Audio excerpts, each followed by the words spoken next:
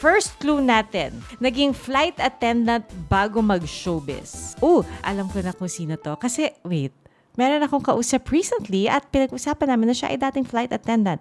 Started as a model sa isang local talent agency noong 2019. He's into graphic design. Siya si Spencer Diaz sa Philippine adaptation ng K-drama na Startup kasama si Bea Alonzo at Alden Richards. Alam ko na kung sino ang ating guest. Magdadagdag ako ng clue. Siya ba'y taga unang hirit? Yes! Okay, ang last clue, fashionista opa na kasamang humihirit sa umaga.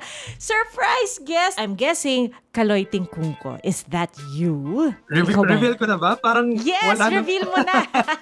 Yay! It's me! Wow! Giveaway yung flight attendant. Oo, kasi di ba nagkukwentuhan tayo lately and parang kinukwento mo nga na dati kang flight attendant. Wait, baka hindi ikaw nagkwento sa akin, chinismis lang sa akin.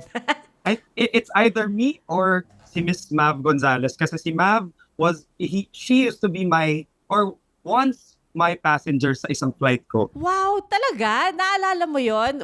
Wait, No, okay. actually, siya ang nagkwento. Parang there was one time that nag-duty siya for unang hirit and then na-mention lang nila Ika na Kaloy, blah, blah, blah, flight attendant before. Tapos sabi niya, may nag-ring sa kanyang memory na kaya pala familiar siya. So she took a photo of me kasi kamukha ko doon si Ji Chang-wook nung time na nakita niya ako sa flight.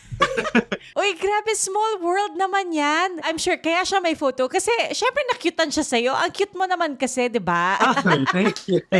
Pero di ba, then fresh pa tayo and wala pa masyadong stress. At nakita nga niya na may parang resemblance daw kami ng kanyang idol na si Ji Chang-wook. Na si Ji Chang-wook. Parang mas bagets ka pang tingnan kay Ji Chang-wook. Oy,